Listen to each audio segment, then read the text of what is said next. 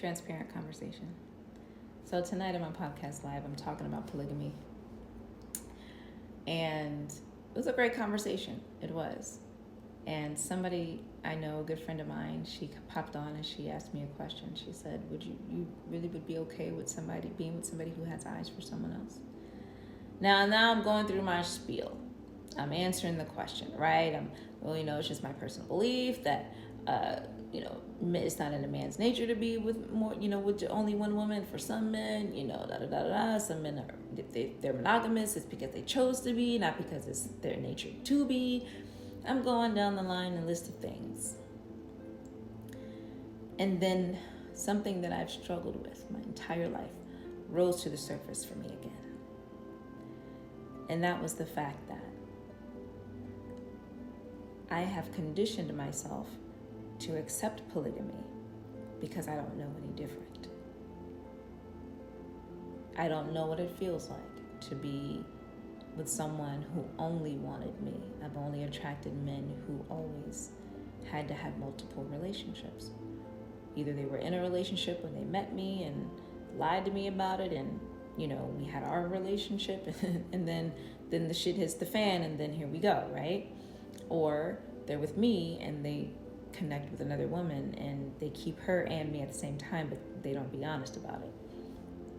Or I've been left when I brought polygamy to the table, like, hey, if you're a man that is into other women or, that needs multiple relationships, just be honest about it. Please don't ever lie to me, right? Lying is a non-negotiable for me. And so when somebody lies, it's like, I can't, you didn't have to lie about that. That was just, we're too old. You know what I mean? You don't have to lie about being true to who you are. Just be transparent, hey, I met somebody and I really want to get to know her, I don't know where it's going to go yet, but I'm going to be splitting my time, this and the third. And yeah, some women can't handle that, but some of us do, because I'd rather deal with that than to deal with the fact that you're sneaking around and you're lying to me. So I've conditioned myself to accept it. And because I'm 48 now, it's like, I've also conditioned myself to feel like, I don't know if I want traditional relationship, because I tell you, when I'm transparent and I'm honest, it's like they still run for the hills. Now I don't say run for the hills. I'm exaggerating. Okay. I bring it to the table, like, just be honest about who you are, and then they think I want multiple men because I'm making it easy for them to be themselves. No, I don't. If I ever say that, if we have the conversation, it's not because I need anything outside of you. It's because I want you to be comfortable to be yourself. I want you to feel free in being who you are. I don't want you to feel like, as a man, I don't want my man to ever feel like he has to sneak around just to be himself. That I've always been that way, because I grew up watching the elders in my family, my immediate family, including my dad, sneak around and do things, that ultimately tore the family apart, that ultimately created toxicity between him and my mom. You know what I mean? Like the back and forth, constant back and forth, the tit for tat, because my mom wasn't perfect either. So I grew up seeing my grandfathers and my father have multiple relationships at one time. I never saw my grandfathers and my father be with just one woman forever. They all were married, but not one of them committed and honored the marriage vows they made. So in my mind, it doesn't exist. Polygyny is all there is. Polygamy is all there is in a man's nature, because I never saw anything different from the men that raised me. Okay?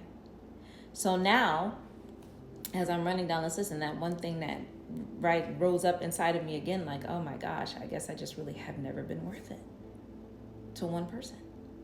Now, one person thought I was worth it, to be the apple of his eye.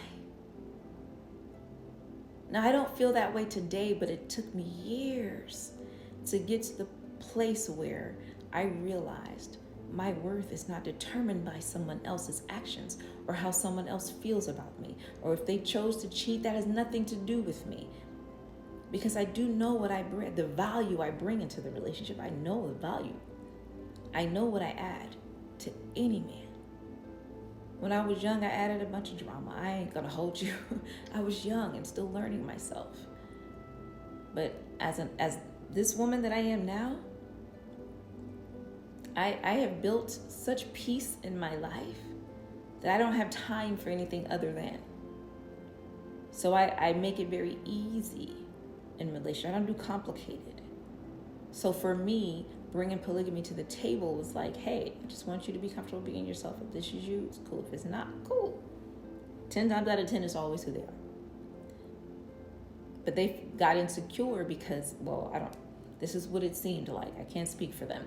But what it appeared to be is if they got a little insecure because it's like, whoa, I finally get to be myself. She must be out there doing something else. She must have multiple men if she's okay with me being with multiple women. No, that's not it. That's not it at all. It's just, as a man, you got to be able to be yourself. You be yourself, you'll make it easy for me to be me.